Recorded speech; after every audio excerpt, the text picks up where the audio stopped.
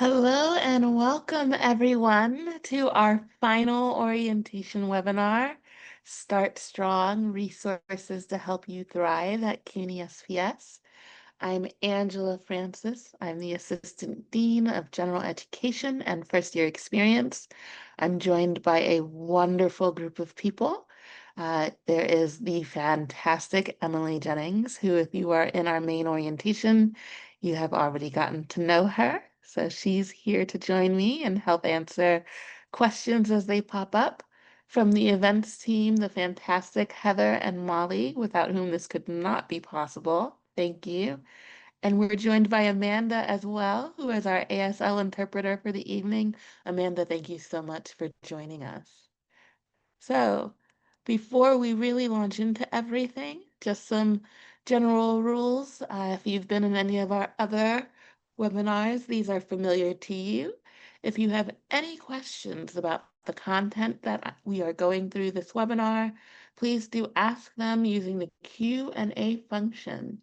If you don't see a button that says Q&A in Zoom for you, you may see something that says more and has 3 dots in a circle on the right. Click that and you'll have access to the QA. If, however, you're having technical questions, so you can't hear me, or you can't see Amanda, or you can't see my screen, please put those in the chat and folks will be looking there to see if they can't help you. We want to make sure you get help for those things as soon as possible, and also that I don't lose anything that you have a question about with content by the end of the webinar. So with that, let's get started. I'm going to cover different resources from across the school. Some of these you may be familiar with, some may be new. So we'll begin with academics. First of all, you all will have access to e-portfolios starting early in the term. These are websites that are quite easy to build, and they allow you to, for example, track your progress across your major. You can also use them for your job search. So if you wanted to have a cool resume with links to evidence of what you know how to do, you can do that with ePortfolio as well. And some majors do indeed require that you have an ePortfolio so that you track your learning across your courses. So you'll learn more about that as the semester begins. But you can think about them even if they're not required for you along these lines. Think about who you are as a student, how your classes might connect to each other, both in terms of skills and topics, and likewise how the semesters might connect from one semester to another. And when I was playing around with these myself, just to see what it was like, I really did enjoy how customizable these were. I felt like I got to make these look like me, like how I felt and represent how I wanted to seem to different populations. So there will be help, and I should note now, please don't feel like you need to write any of this down. We will be providing this as a PDF to you. There's a lot of information, so you do not need to write down all of these email addresses and links and things. But we do want to highlight to you that there is a team here to support you specifically about ePortfolios, where you can register for a workshop or get help one-on-one with them at eportfolios@sps.cuny.edu. Next, I also want to talk to you about some benefits. So, if you are interested in potentially entering into a business field or becoming a manager, we have at CUNY an agreement with the American Management Association. So these are not, because this has come up with a prior webinar, these are not necessarily courses or trainings that you can receive college credit for. However, these do help you provide or learn trainings in targeted skills that can help you in your career. So you'll be able to learn more about that at am like Mary, net.org. We also have professional development grants available through the Student Association. These can help you if you have a professional development opportunity that you really want to partake in, but the finances are a barrier. So, for example, if you are thinking about graduate school and you want to attend or present at a conference related to your discipline, that might be an opportunity to look into one of these grants. So we do encourage people interested in one of those grants to reach out to the student services team before you submit, just to make sure that you are in alignment. Um, and more information about that is also available on our website. Likewise, if you joined us for the um, time management webinar earlier this week, you know I am a huge fan of CUNY Arts, but if not, this is one of my favorite initiatives. It gives you the opportunity to go to museums, plays, operas, all sorts of events across the city. It is still ongoing, and so I definitely suggest that if you have your CUNY SPS ID, that you look at the information about opportunities and events. These are a great way to give yourselves a break and experience institutions that I know when I was a CUNY student were definitely outside of my income bracket at the time, because free is always a wonderful price for an opportunity like this. I also want to talk to you a bit about course planning and some tools that can help you with that because we know you are all here with some college under your belt. And it definitely helps you progress toward your degree, but it can sometimes add some more questions about what resources, what courses, when to take them, all of those types of things. So, first off, we have Navigate. This is a free mobile app and undergraduate app, desktop app that you may have already used. But you can use this to talk with undergraduate advisors, financial aid, the bursar, the credit for prior learning team, but beyond making appointments, you can also engage with members of the community. You can get reminders. We'll send out really key information. And new this term, our office will actually be providing you with some tips and suggestions using a feature called Journeys. So if, for example, you are a first generation student, we're working on putting together some resources just for students like you, and those will be accessible within EAB Navigate. You will, whether or not you mean to, also use Navigate because during the midterm period each semester, your professors will provide you with midterm feedback, and you'll get information about that through Navigate. So I always suggest that you take a look at Navigate before that happens, just so that you know how to reach out for help if you need it, but also so that those emails are not a surprise. Also, we have DegreeWorks. So you may have used this if you were a student at another CUNY campus, but this is a great way for you to see how you are progressing toward your degree requirements. So for example, since you all had transfer credits, as you start here, this tool will help you see at a glance how those credits are applying to your major, your gen eds, or your electives. You'll need to use your CUNY login credentials, so the same credentials you're using to log into Brightspace in order to access this page. And I always like to go by the cuny.edu page to log in, as you've seen in previous webinars, but you can also log in from the SPS homepage as well. We've talked a lot about credit for prior learning in previous webinars, but we want to touch on it one last time. And if this is something that interests you, the opportunity to get college credit for learning you've already done outside of the classroom, we do have a recording of that previous webinar, so you can listen to the experts talk more about that.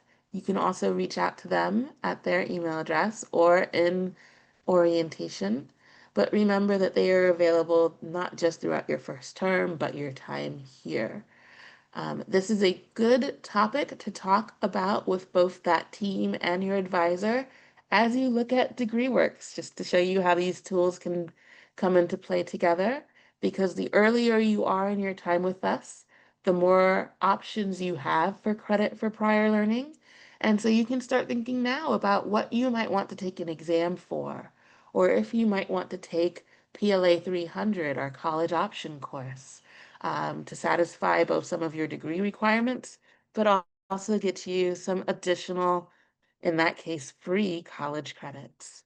So again, for more information, you can, of course, go to the web page on the screen, but you can also email the Credit for Prior Learning team at PLA at CUNY, excuse me, at sps.cuny.edu.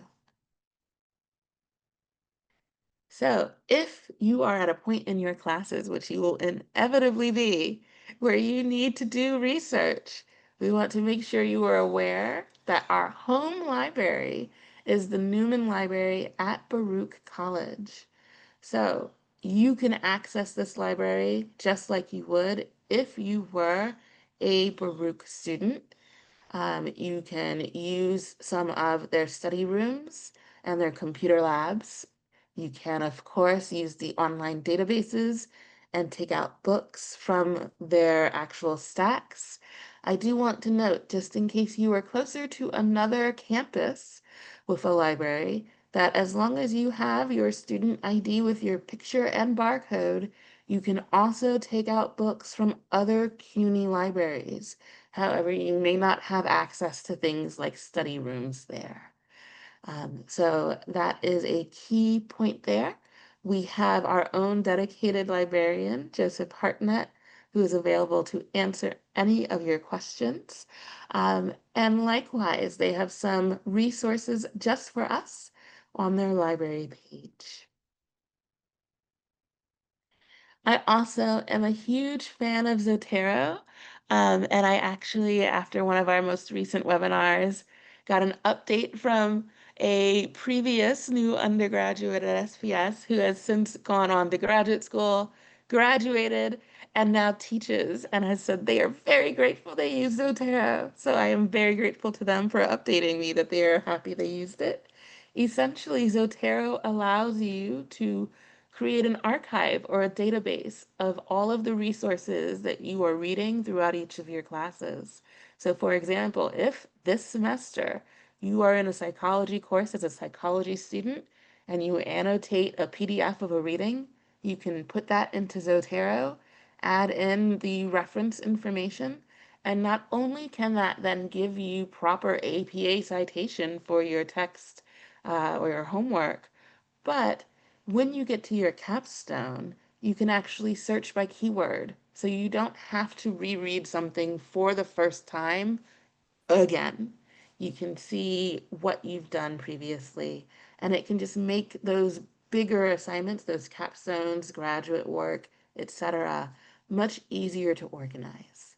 So this is a free tool. I'm a huge fan, and I hope you look it up and check it out and see if it works for you.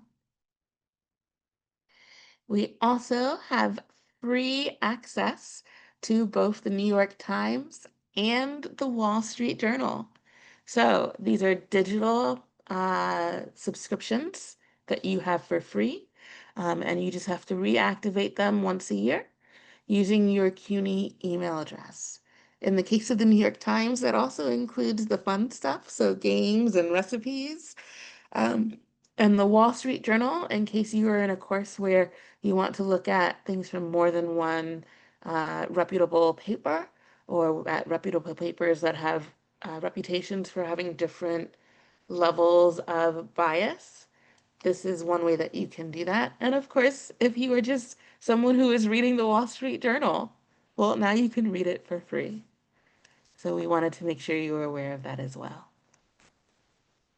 Let's talk about different types of support next.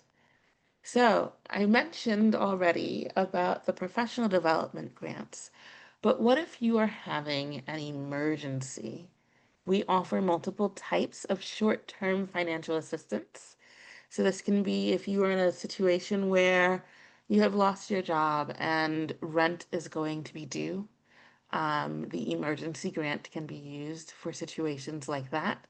There is also a textbook grant. So while many courses, including, I believe it's 99% of gen ed courses this term, are zero textbook cost courses, we know that the courses where there is a textbook cost, that can sometimes still be prohibitive.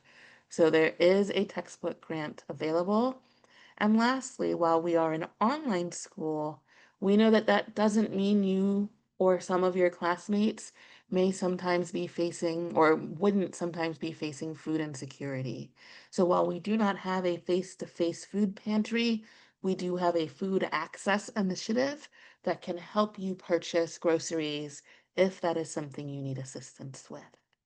So more information about all of that is also available on the website, and I believe we have a link to this as well within the orientation site where you can see information there.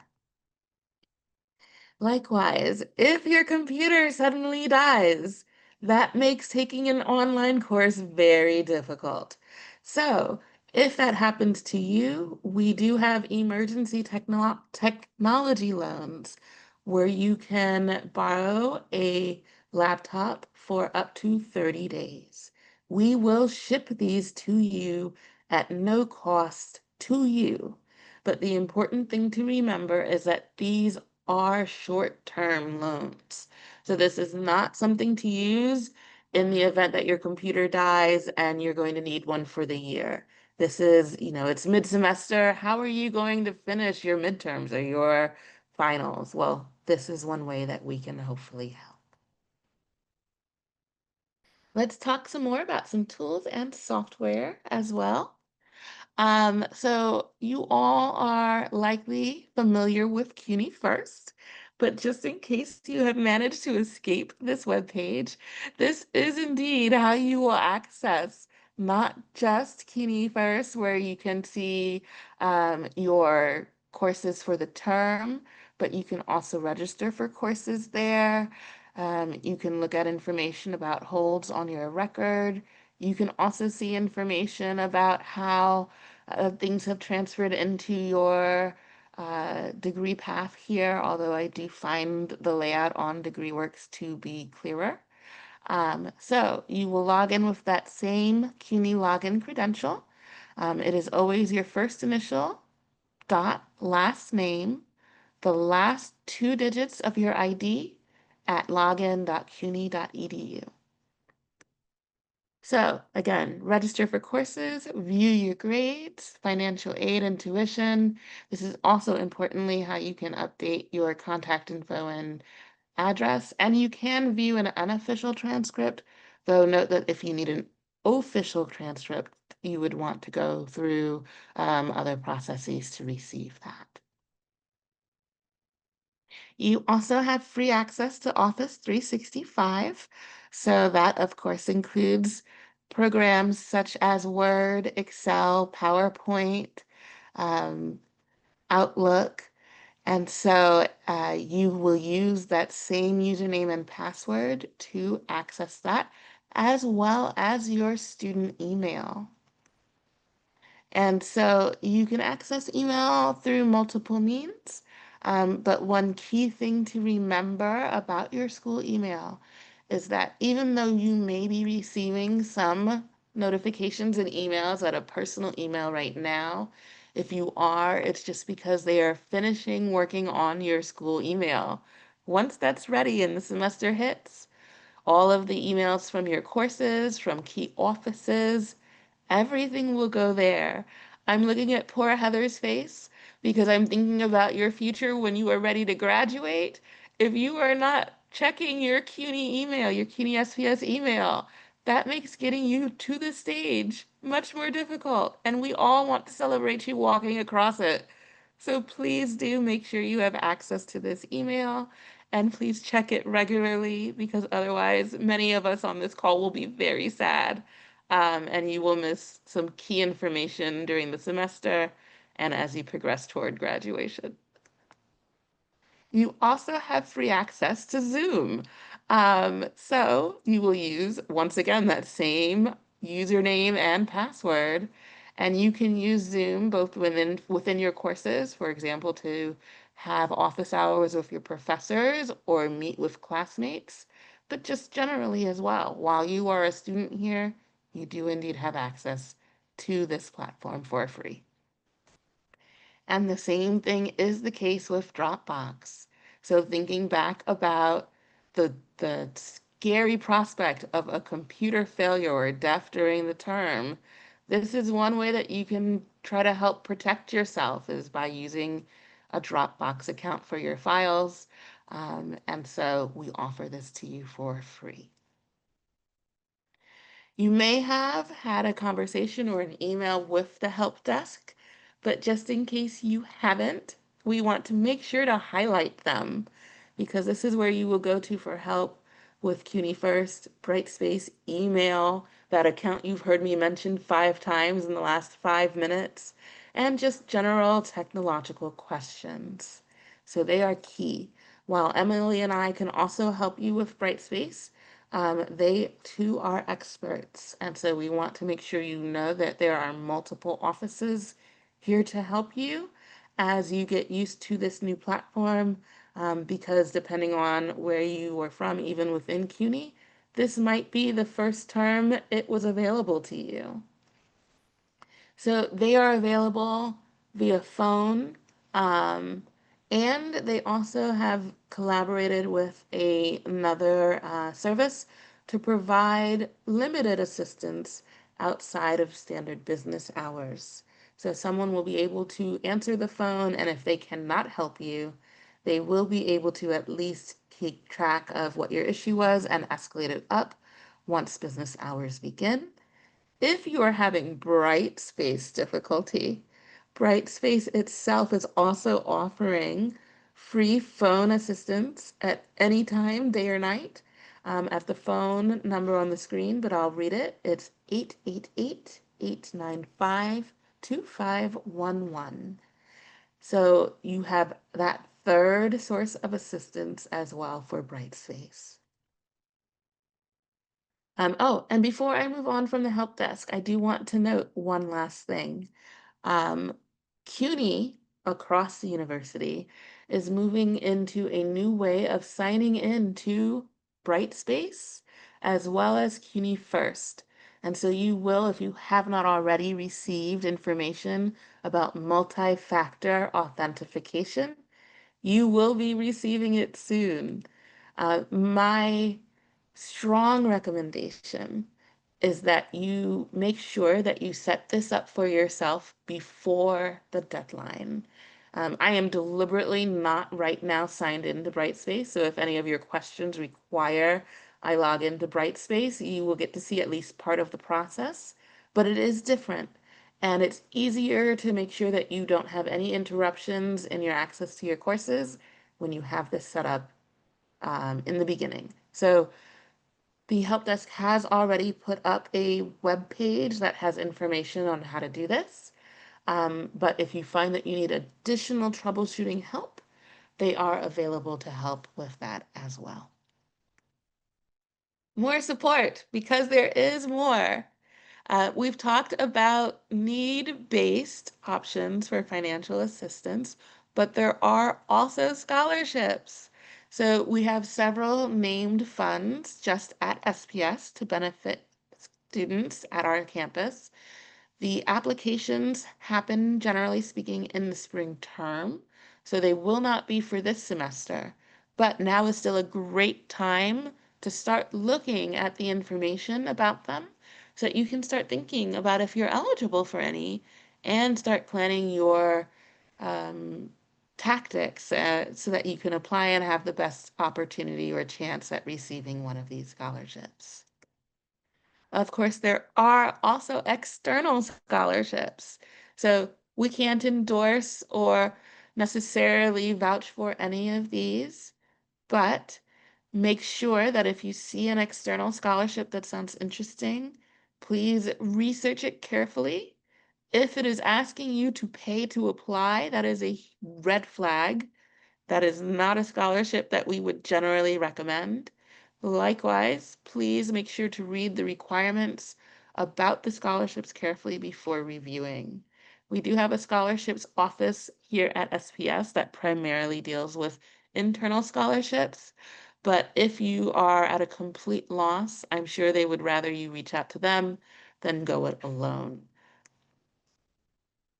As you are applying, just generally speaking, make sure you note those application deadlines, answer all questions, check, but most applications will not require you complete them in one sitting.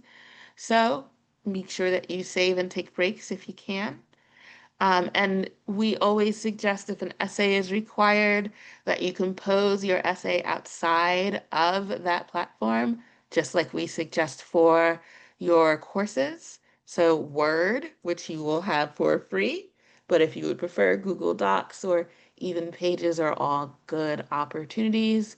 And while we do suggest using spell and grammar check tools, AI can be a bit iffy depending on how you're using it. So just like in your courses, how your professors will have policies about what acceptable AI use is, scholarships may have the same. We don't want you to run afoul of those policies and miss out on a scholarship you would have otherwise potentially received.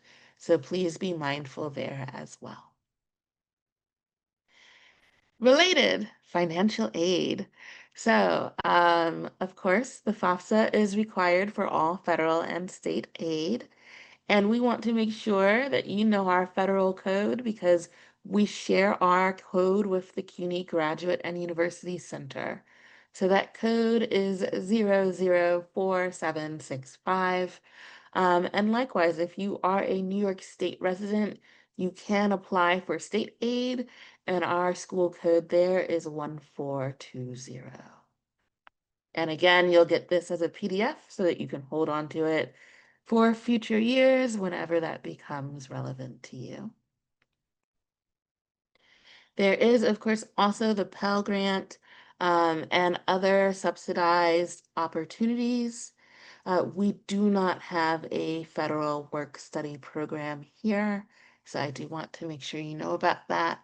But we do look for opportunities either within the school or outside of it for either students to be able to work part-time, or if you are already employed, there is, of course, our internship course where it's not that you're getting paid for your work, but you could be getting college credit for work that you are doing, depending on the nature of that work. So that is also key to know about.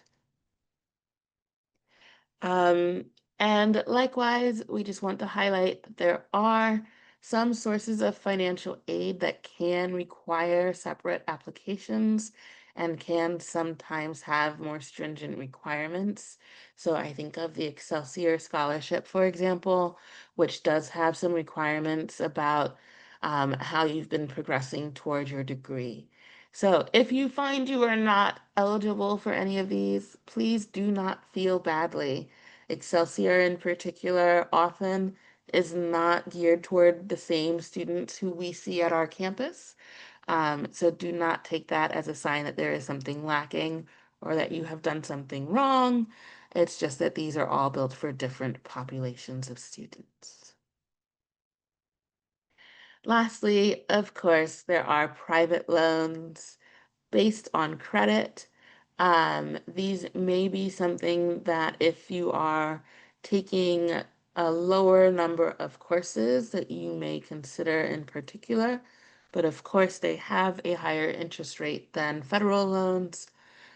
We have already had some new students with questions about what loans, what financial opportunities to prioritize. And I know that the financial aid office is happy to help with guidance about that. So if you are in the wonderful position where you have an embarrassment of riches, by which I mean you have multiple possible sources of aid, it's always a good idea to talk to your advisor in the financial aid office to make sure that you are getting the most out of those opportunities. And so please do take advantage of their expertise. Next, career services.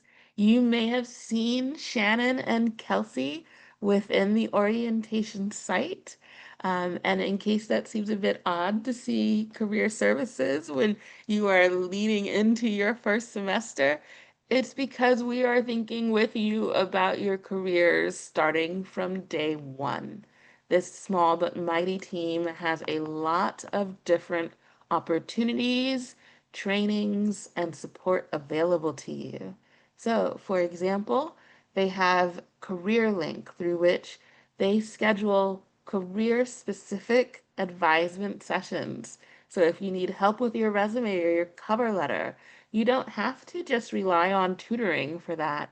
There are people here who are specifically trained in helping you with your job search, who are more than happy to look at that, help you prepare for interviews, think about your job search, both in terms of large scale, if you're just not sure what field to go into, or if you're thinking about, like I mentioned before, internships, or you're just not sure how to organize your search.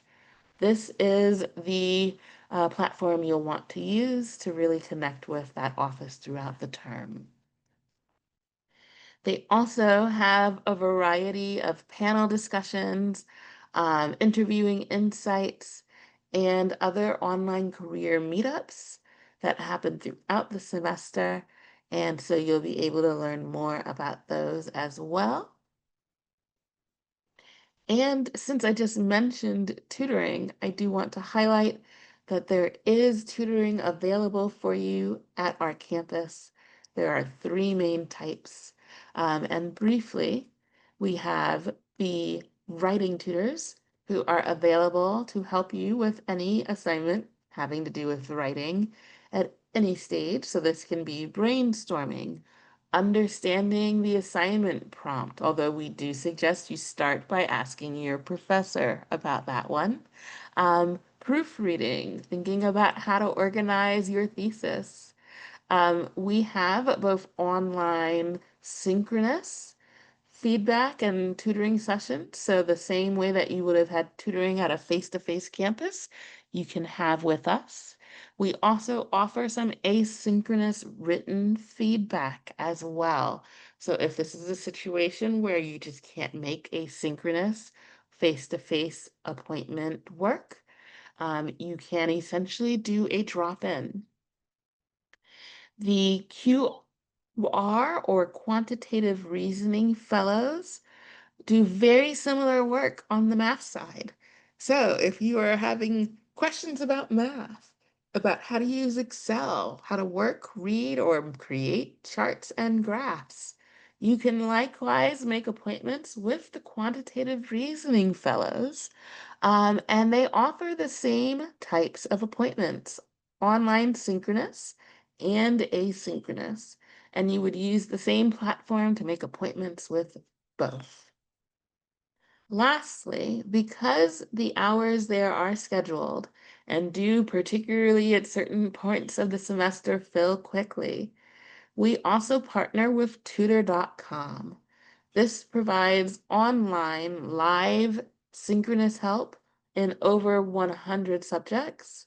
Um, and this also includes not just topics like you can see on the screen that are keyed to the topic of your course, but also more general, how do I become a better student? Types of tutoring sessions. Every student receives an initial bucket of 10 hours per semester for tutor.com. If you find you are getting a great use out of tutor.com and you think you're going to run out of hours, I can say as the person who oversees tutoring that we can usually offer you additional hours. So you get 10 hours to start, but then you reach out to us and we can generally give you some more. So please take into account those three opportunities. Think about when which type of tutoring might help you the most, particularly considering the courses you are taking this term. And remember that they, in addition to your professors and offices like first year, are all here to support you academically, in addition to navigating all of the life circumstances we spoke about a bit earlier. If you are a veteran or an active duty service member, or you have a permanent or temporary disability, I want to make especially careful care that you are aware of this office. Disability Services and Veteran Services is here to support you in particular. If you are a veteran or an active duty service member, it is very important that you get yourself on their radar even before you think you need them. Because we have had situations, even within the last academic year, where the guard was mobilized quite suddenly and therefore were not available in their course sites. And that impacted students. When this office knew that the student was indeed active duty, they were able to help those students get in touch with professors on their behalf so that the professors could then work with students for accommodations for while they were unexpectedly on active duty. Likewise, if you have a permanent or temporary disability, and when I say temporary disability, that can be, for example, that you needed surgery or you are pregnant and experiencing particular types of conditions, those count. If you are interested in a formal accommodation, so additional time on assignments, for example, it's crucial that you reach out to this office as soon as possible. The process to get a formal accommodation does take some time, and formal accommodations are not retroactive. So that means they only take in effect as soon as you provide the formal letter to the professor of that course. So if you're hearing my voice now and either of these applies to you, please reach out to the office as soon as possible. There's also the Student Life Office. So, this office provides a variety of different types of events and support that can help you connect to the community, despite the fact that we are often in different places at different times. So these types of programming, some of them are synchronous or face-to-face in case that's something you're craving.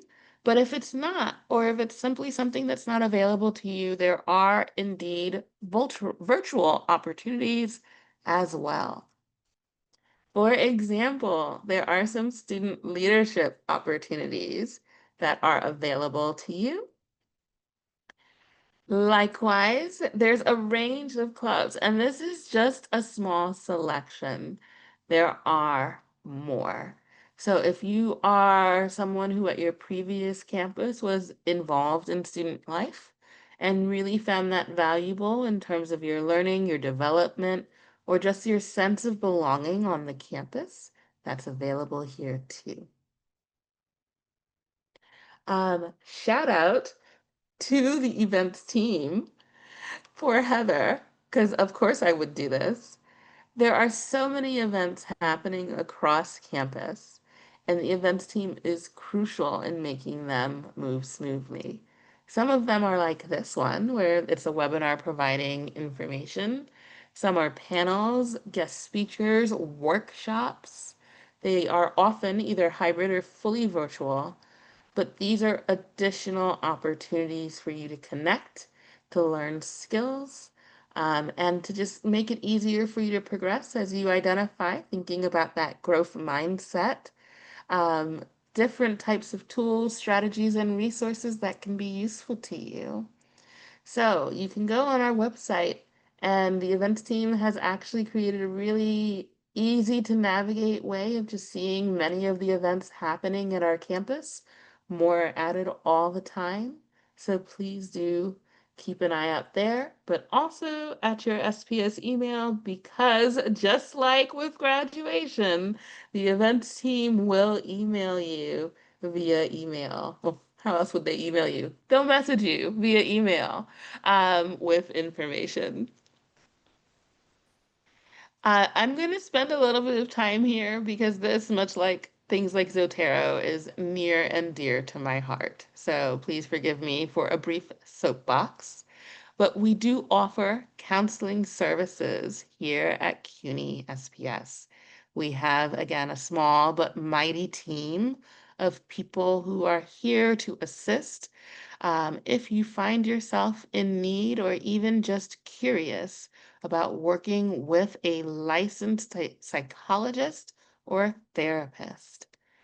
Some information. My favorite thing about this, there is no charge for their services. So if you are in a position where you do not have health insurance, that is not a barrier to receiving services from this team. They have telehealth and in-person services available. And these are confidential, just like you would expect from a therapist outside of school. They customize your therapeutic plan if you make one, tailored to your needs. And if you are enrolled this semester, you are eligible. So, this is where the brief soapbox is going to happen. So I gave you a warning. I know that particularly for some of us, we may have grown up in families or cultures where either therapy is kind of looked down upon or it's viewed as something that you only use in case of emergencies. And what I really want to highlight is that that is not the only time to engage with therapy. If you are in a stressful situation, if you're just not sure how to move forward with balancing all of those responsibilities that we've talked about in our time management webinar, and that you know quite well, if you are finding yourself having a strong reaction to any of the many public national, international, local, personal events that are happening right now. If you are struggling with your health, if you just need someone that you want to bounce something off of, who isn't, you know will not judge you, these are all reasons to go to therapy. And if you are just curious about what it's like, free therapy is a great opportunity to see what it's like. So, I wish that everyone would look into this service, whether or not it reads as a need to you, because I'm a strong believer that everyone can gain something, even if it's just a new tactic of navigating a life situation from this team. I'm a huge fan of them, and so I wanted to make sure to say it to each of you. That said, if you are in crisis, we want to make sure that you know about other resources as well. And these are posted on our website, but there is, of course, the crisis text line, there are suicide and crisis lifelines, and there's NYC Well. And so please feel encouraged if need be, or if you have the urge to use any of those 24/7 to get resources or just talk. If, though, you do want to reach out to our in-house counseling, they have standard office hours, 9 to 5, as well as the email. An important note is that while counseling is confidential, email is not. So please be mindful about what you put in email. Use it to discuss scheduling, not to discuss personal details that you want to keep confidential. All right. And that's it because we wanted to save some time for a Q&A. So let me see what questions Emily hasn't already breezed through, but thank you, Emily, as always, for answering some questions. So I see one question about a 3-year-old ID. It depends in part on where your ID is from. So if it's an SPS ID, I would still suggest reaching out to public safety just to make sure that you're all set with everything. And in particular, if you're interested in using the library on that part, because that is the service I would be a little bit nervous about. If, however, you are talking about an ID from another CUNY campus, that will no longer be good, so you will need to get a new ID from CUNY SPS. Another question. So there are webinars for ePortfolio. You don't see your major listed. How can you still attend the webinars? So you can definitely still reach out to the ePortfolios team. I know that they want to reach out and work with you either on a webinar, but also individually. And if you reach out to us, and I'm just going to go on the next page so you can see our email, we also will be able to help connect you to that team and highlight the different resources available to you. And webinars for many offices, including first year, are still being added to the semester. So it's also just possible that that webinar is not listed for you yet. So I see a question about MFA and a question about Brightspace, which means that this is a great opportunity for me to answer both. So the first question, which is nice and easy, if you have already signed up for the multi-factor authentication or MFA, and you see it removed, that is normal. Essentially, what we did as a campus community was we decided to wait to turn it back on until the semester had gotten started because we realized it was making things a little bit more difficult for new students who were already dealing with a lot of new things. So it will be back early in the term. Specific date to be determined, but I am expecting probably about a month or so in. So it will be back this semester, most definitely. Um, and so that deadline will be sent to you, and I bet you can tell where I'm going to say it's going to go. Your CUNY SPS email. You will be emailed there about that, but I can tell you most definitely have at least a week or two before the deadline. I would just strongly suggest that you start on it before the deadline, because once that deadline starts to get close, I imagine the help desk is going to be overwhelmed with questions, and you don't want to be part of that queue.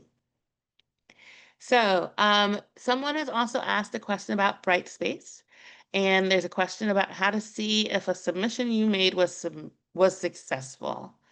Part of it depends on the type of assignment, and so I'm very glad that this person highlighted the type.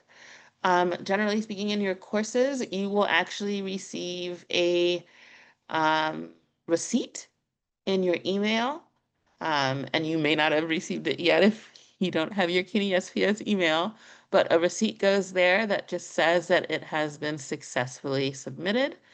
However, it is also possible to see that you have submitted it within Brightspace. Now, I don't know that I will be able to show you all of this because I will be logging in as a faculty member.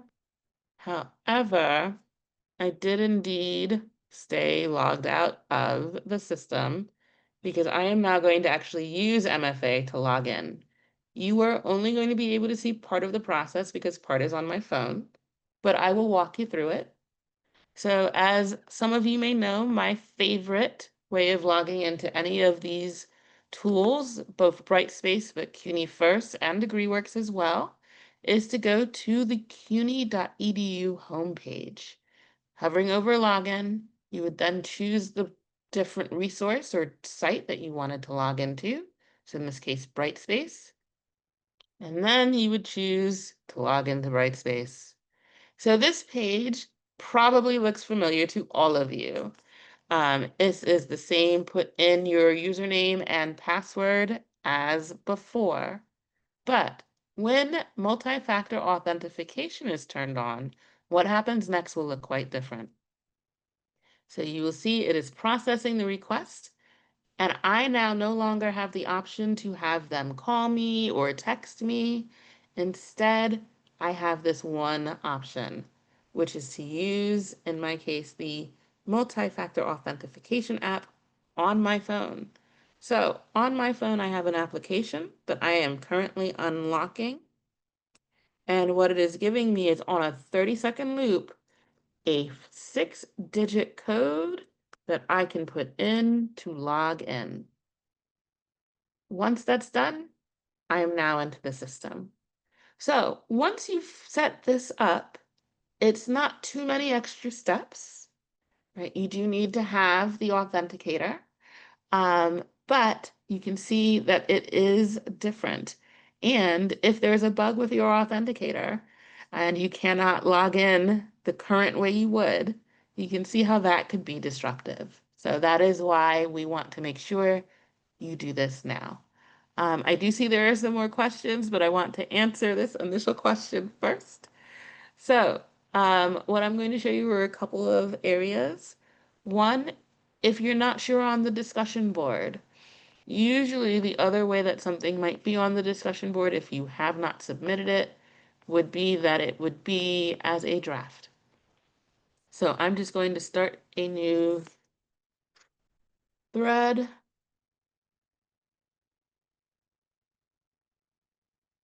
And then you can see here, I have the opportunity to save it as a draft. Your professors cannot see your drafts. That's important to know. So if I did save something as a draft, it would be important that I later on, I'm going to get out of the discussion board, remember to come back, go to the forum, and you can see the default is to filter by all threads, but I can say I want to specifically look at the drafts, and there my draft is. I can then click into it, and that's how I edit and submit it. Exams, quizzes, surveys, they all save your work as you progress.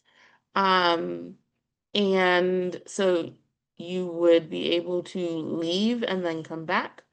And so by going into the same place where you entered, excuse me, the quiz or exam, you would be able to see your progress there. And you would also be able to do that for assignments. I'm going to briefly mimic a learner so that I can show you one more key way, which is just to go to grades. So what this is showing is I have submitted nothing and therefore gotten credit for nothing. And so that is one thing to keep in mind.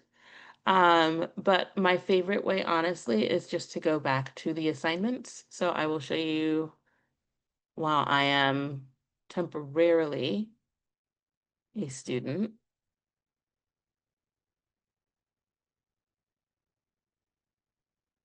I'm going to go,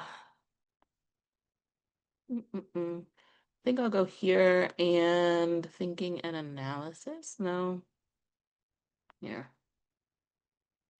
I'm actually going to go into a different site because it has a simpler assignment, but here. So as a student,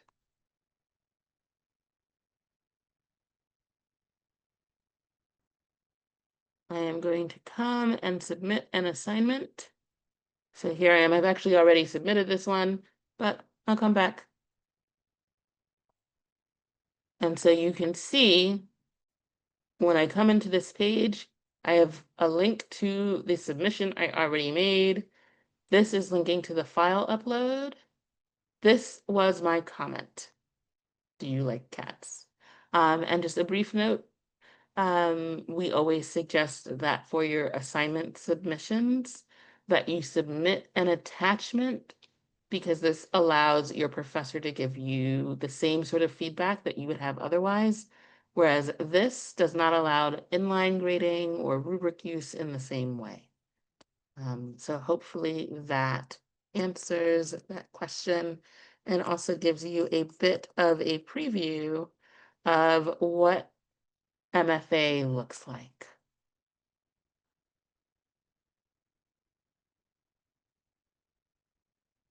So I see one question about If you have MFA set up with your phone and you bought a new laptop, do you have to set up MFA again? I am actually just using my phone, so you can't see me at the moment. But the app is on the phone. So as long as you have access to that application on your phone, you are good. So you do not need to set it up again for your school start. I actually set my MFA up for a different reason over a year ago, and it is still working. So I hope that that gives you some ease. And then I would say, I think to the person who's asking, how can you confirm you already have set up your MFA? I'm going to say that's a great question to ask the help desk. So, because I don't want to tell you wrong, let me make sure you know where to go. There are two orientations, you might be in one of them. So if you are in online learning essentials and you are here, you are going to want to go to discussions and ask the help desk.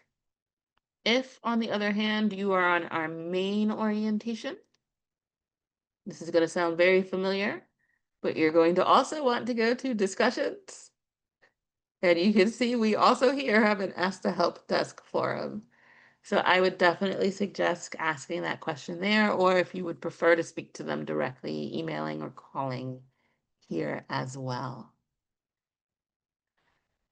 I think that means that we've actually answered all of the questions, which is remarkable.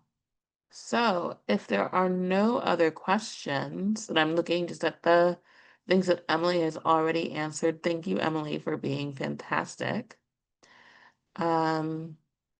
So I do want to highlight, I saw one person did indeed ask about how to get in touch with their advisor, and I'm going to take this opportunity just to once again highlight using the beautiful link, Emily, thank you, that you responded with, that you will want to use EAB Navigate to get in touch with your advisor. This is how you would schedule an appointment with them. If you are having a hard time getting in touch with your advisor right now, it's just because they are dealing with a very high load of questions. So if you have something that is extremely time sensitive, you can also email us. We will do our best to help highlight or foreground your situation to your advisor this way as well. And if ever you are not sure who your advisor is, in addition to EAB Navigate, you can also log into CUNY First, and if you access the Student Services Center there, that will also name your advisor on the right side of the screen. So I want to thank all of you for your time and your attention in this webinar. And if you've joined us for multiple webinars, you get all the kudos because that's up to 5 hours of listening to us in under 2 weeks. We really do appreciate your time. If you have any other questions, please reach out to us at orientation@sps.cuny.edu. And I wish you a wonderful end of orientation and start of the semester. You'll be able to see your courses the morning the semester starts by 9 a.m. If you don't, let's say by 10 a.m., shoot us an email at this email address and we will look into why for you. So thank you so much. Have a wonderful evening and have an even better rest of the week and start of the term. Take care, everybody. Bye.